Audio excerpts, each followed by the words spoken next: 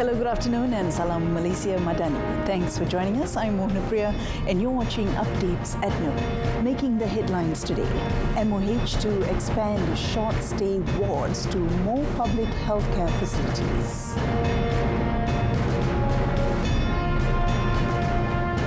Rescuers continue searching for victims of building collapse in Syria.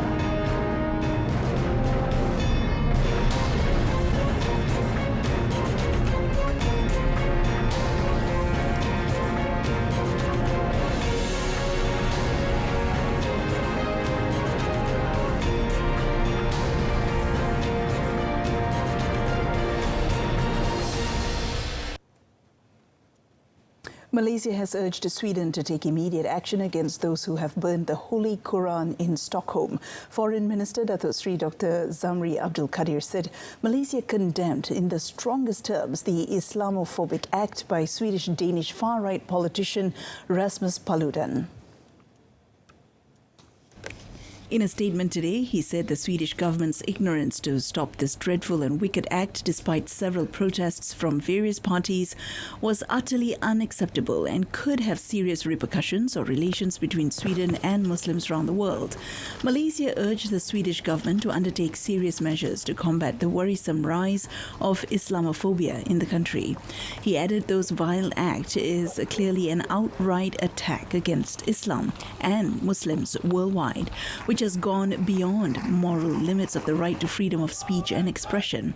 Malaysia maintained that freedom of expression could not be equated with freedom to insult, as this goes against the universal principle of respect for religions. Malaysia also urged the international community to work together to combat Islamophobia and promote harmonious relations and peaceful coexistence among people of different faiths in a diverse global community. To solve the problem of overcrowding in emergency departments, the Health Ministry has introduced short-stay wards in hospitals that have excess space.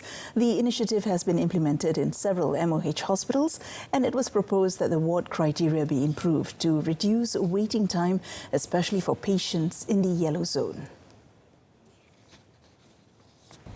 In a statement, its Minister Dr. Zaliha Mustafa said patient bed management would be streamlined so that the bed occupancy could be regulated and better managed.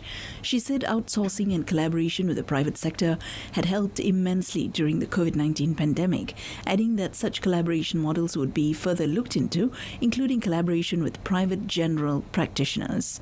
MOH will also continue to upgrade the existing ICT system to a digital system that has the potential to help overcome existing problems. Dr. Zaliha said efforts to increase manpower, including doctors, nurses, assistant medical officers, pharmacists, allied health professionals, support staff and others would continue to be implemented. Another passenger of a Perodua Myvi that was involved in a fatal accident which killed 5 people in Kahang yesterday died at the hospital Encik Besar Hajar Kalsum last night. This brings the total number of victims killed in the crash to 6 people, including 2 boys aged 11. In confirming the matter, Kluang District Police Chief ACP Bahrain Mohammad Noor said Siti Nurzana Kadar, 26, who was the front passenger, died at about 9:30 p.m. while receiving treatment in the red zone at the hospital. He also said the initial investigation found that those riding the Perodua Myvi car were heading towards Kahang from Kluang for a picnic at Pantai Air Papan, Mersing. According to Bahrain, Siti Nurzana suffered injuries to her head, stomach and hip bone, adding that she is the elder sister of Masrina Kahda, 21, another victim who died in the incident. The other 4 victims who died are Muhammad Shakir Noramin, 11, Muhammad Ashraf Radik Abdullah, 11, Muhammad Zarfa Noramin, 16, and Muhammad Adil Abdul Kadir, 23. In the 4:40 p.m. incident, the Perodua Myvi carrying 8 people is believed to have lost control and entered the opposite lane before it collided head-on with the incoming Honda Stream at kilometre 71 Jalan Batu Pahat, Mersing, Kahang. The driver and passengers of the Honda Stream, married couple Zulkifli Zakaria, 53, Kamaria Yusuf, 48, and their daughter Ariana Nur Batrisha Zulkifli, 13, were also injured in the crash. A teenage boy drowned while his friend is still missing after they went swimming at Batulaya Beach, Kota Tinggi yesterday. Kota Tinggi District Police Chief Superintendent Hussein Zamora said his department received a call about the incident from the public at 1:25 p.m. In a statement last night, Hussein said civilians who were at the scene of the incident helped save the first victim, a 17-year-old boy, but it was later confirmed that he had died. The victim's body had been taken to Kota Tinggi Hospital for an autopsy. Meanwhile, the search and rescue operation for the missing 16-year-old boy was temporarily halted at 7:30 p.m. due to failing light and rough waves. The operation has been resumed this morning.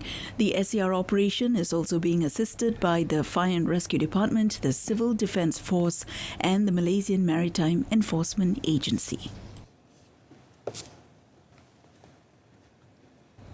In Kuala Lumpur, police are tracking down a man believed to be the perpetrator of a road rage incident at the traffic light intersection of Jalan Metro 1, Metro Terima, Kepong.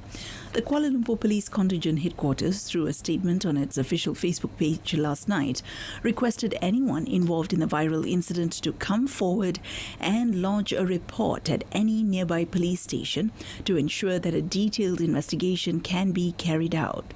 They can also contact the Kepong Police Station and the Central District Police Headquarters Operations Room. Yesterday, a video went viral on social media showing a man knocking on the windshield of a car using a brick before scolding the motorist with abusive words. The Ministry of Tourism, Arts and Culture, MOTAC, is targeting the arrival of 5 million tourists from China this year, compared to 3.1 million in 2019. Minister Datuk Sri Tiong King Sing said the target was set following China's decision to reopen its borders on January 8th after 3 years of restrictions following the COVID-19 pandemic. He said the target was expected to be achieved when China would allow group tour services to 20 countries, including Malaysia, to resume on 6th February. Datuk Sri Tiong also assured that every Chinese tourist would undergo a COVID-19 screening test in their country before coming to Malaysia, and urged all Malaysians to continue to prioritise their own health and maintain standard operating procedures to curb the spread of the disease. Recently, the Malaysian Association of Tour and Travel Agents was reported to have said it had complete faith in the Ministry of Health to manage the arrivals of Chinese tourists, just as they did with other travellers from around the world.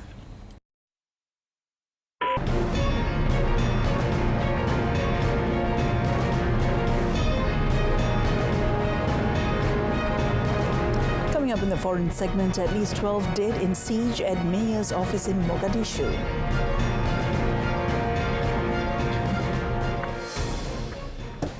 A building collapsed yesterday in Syria's war-damaged second city of Aleppo, killing 16 people, including children, with the search for survivors extending into the night. Much of Aleppo was destroyed during Syria's conflict that began nearly 12 years ago and left many of the remaining structures in a decrepit state. The state news agency SANA said victims were Syrians who had been displaced during the war. It reported 4 people were rescued alive from the rubble, saying they were injured. Dozens of rescue workers toiled at the site as darkness fell, an AFP correspondent said, and some used their bare hands to dig into the grey rubble. A Kurdish news agency reported 5 children were among the dead. According to the Interior Ministry, the 5-story building was home to 7 families. Sana quoted a police source as saying that the building in the city's Sheikh Maksud neighborhood had collapsed due to water leaking into the foundations.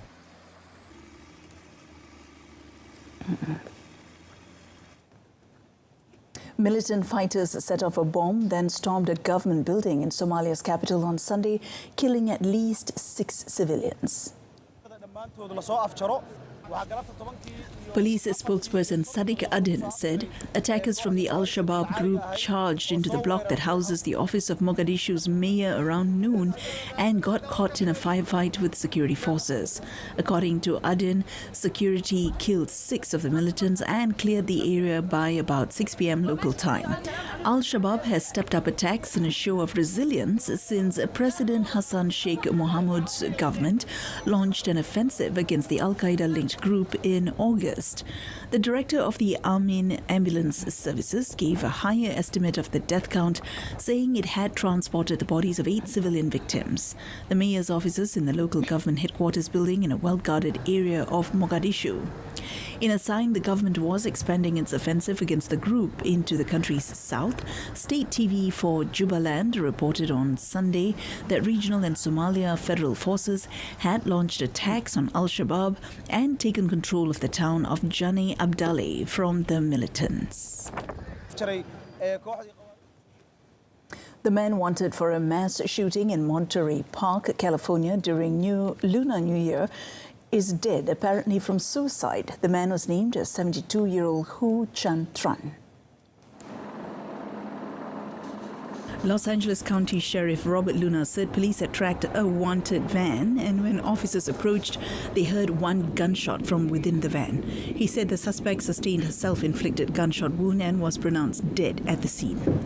He also confirmed that there were no outstanding suspects from the mass shooting incident, adding that the motive for the attack, which left 10 people dead, was not yet known.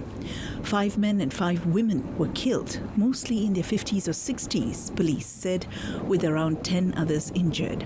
Monterey Park, only a few miles from downtown Los Angeles, is home to around 60,000 people, the majority of them Asian or Asian American. Greek warplanes scrambled on Sunday to escort a Ryanair flight from Poland to Greece with 190 people on board after a bomb alert was reported to authorities. Officials said 2 F-16 jets escorted the flights, which took off from Katowice for Athens as it entered Greek airspace from North Macedonia.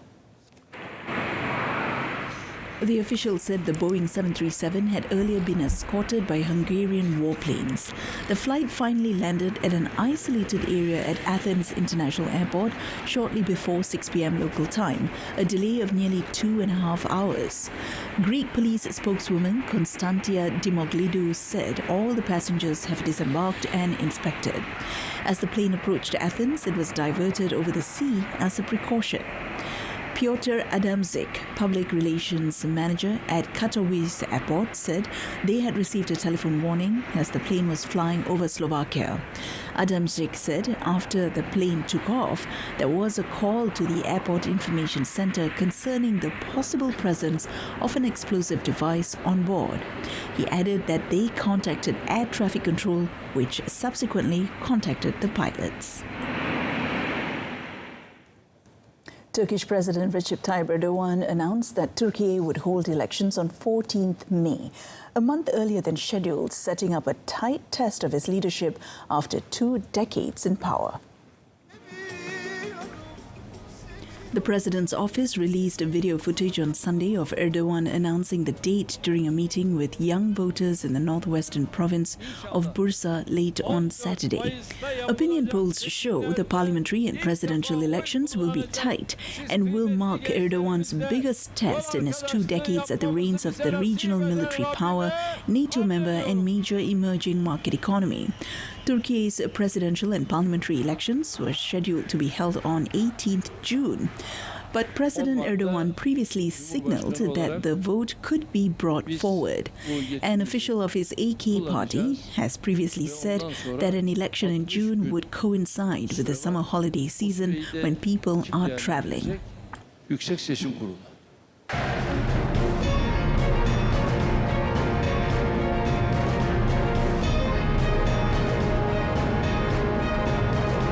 Up in sports, quarter-final hopes dashed as Spain edge speedy Tigers in shootout. SAHIH Odisha Hoki Piala Dunia Lelaki 2023 membuka tirai persaingan. Barisan 20 pemain terbaik skuad hoki senior kebangsaan kini menggalas cabaran dalam kejohanan edisi ke-15. Saingan 16 pasukan dari 4 kumpulan dengan negara India sebagai tuan rumah dibawakan untuk anda dari 13 hingga 29 Januari eksklusif hanya di RTM. Malaysia threw everything they had at Spain in their crossover match, but was sunk by a sudden death penalty shootout goal to go down 3-4 at the 2023 Hockey World Cup at the Kalinga Stadium in Bhubaneswar in India last night. Namun mereka perlu berwaspada. Both teams were tied at 2-2 in regulation time, with Malaysia scoring 2 field goals through Faisal Sa'ari in the 34th minute and Shelo Silverius in the 48th minute, and Spain replying through a Marc Miralles penalty stroke in the 40th minute and a Xavier Gispert field goal a minute later. That saw the match go into penalty shootout, which ended 3-3, with Spain reserve goalkeeper Mario Garin, who came on for first-choice custodian Adrian Rafi, emerging the hero when he denied 2 Malaysians, skipper Mohammad Marhan Mohammad Jalil and forward Shelo, while Firhan Ashari, Faisal and Shami Irfan Suhaimi netted their efforts. That forced the match into a sudden death penalty shootout, which Spain aced through Miralles as Malaysia's Firhan Ashari blew his effort. Although the Speedy Tigers missed out on a place in the quarterfinals, head coach A. Arul Selvaraj's men deserve credit for dragging the fancied Spain, who are coached by Maximiliano Caldas, all the way to a sudden death penalty shootout. The Speedy Tigers, however, are far from done, as they still have the 9th to 16th classification matches to play, starting with a match against South Africa, who will finish bottom of Group A on Thursday at the Birsa Munda Stadium in Rourkela.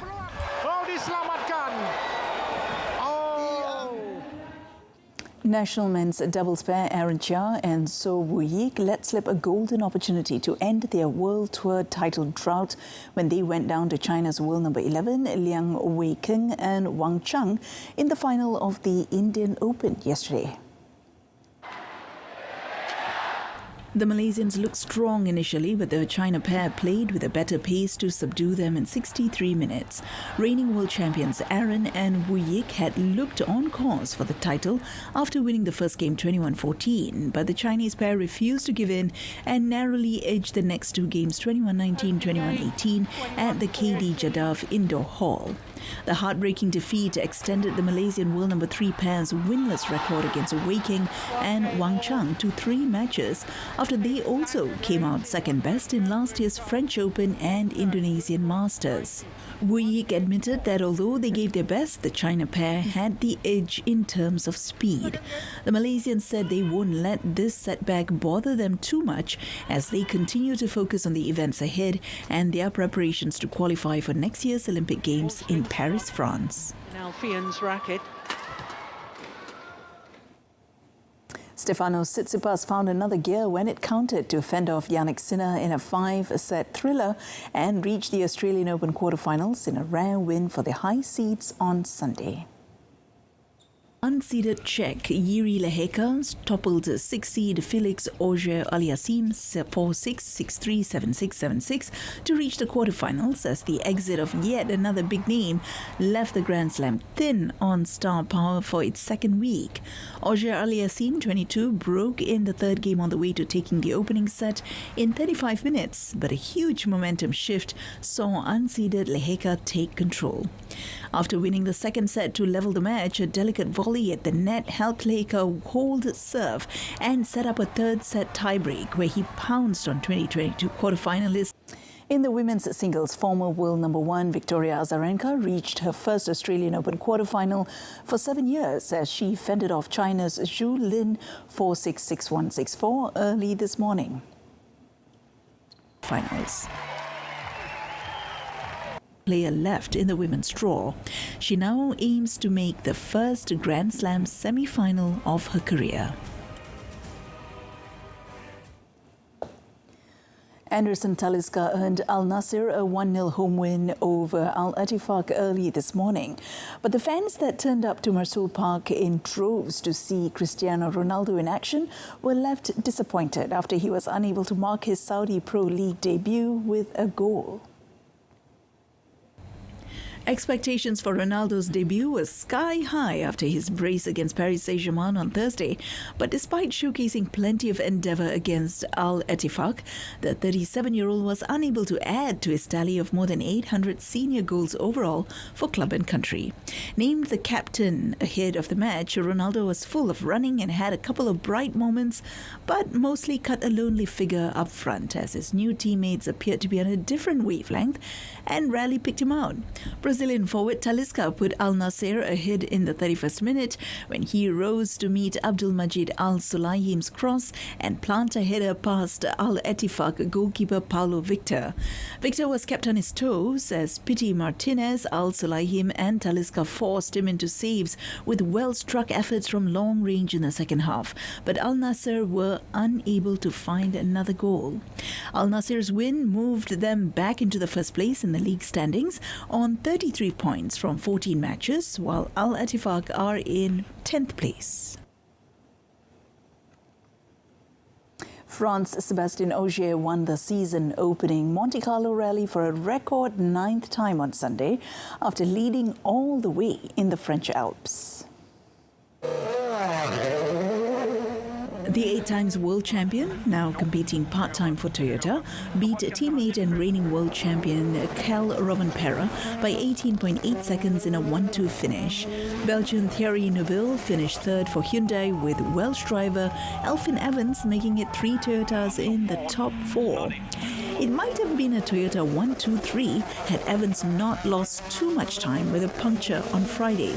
Ogier and Rovanpera each won 2 of Sunday's final 4 stages, with the Finn taking the maximum 5 bonus points with victory in the final power stage.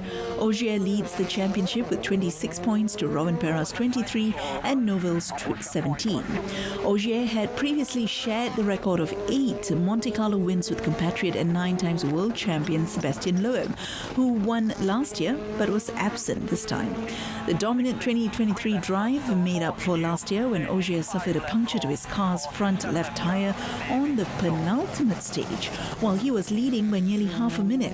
Ogier's 9 victories have come with 5 different manufacturers over 3 decades, starting in 2009 with Peugeot and continuing from 2014 to 2016 with Volkswagen, before he won in 2017 and 2018 with Ford, 2019 with Citroën and 2021 with Toyota.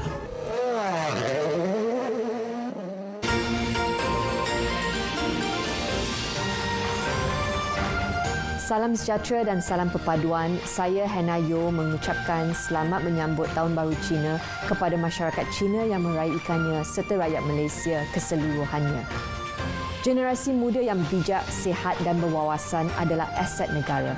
Saya dan warga Kementerian Belia dan Sukan akan terus memperkasa anak muda, meningkatkan kualiti kesejahteraan, mencipta peluang pekerjaan dan memperkasa tadbir urus untuk membangunkan belia serta sukan negara. Pada masa sama, penting bagi kita untuk terus berwaspada kepada ancaman COVID-19.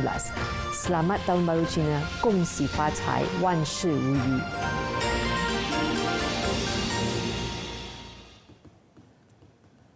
And that concludes today's edition of Updates at Noon. In our top story, Health Ministry to introduce short-stay wards to ease overcrowding in emergency departments. Till then, I'm Mohana Priya. Thank you for your company.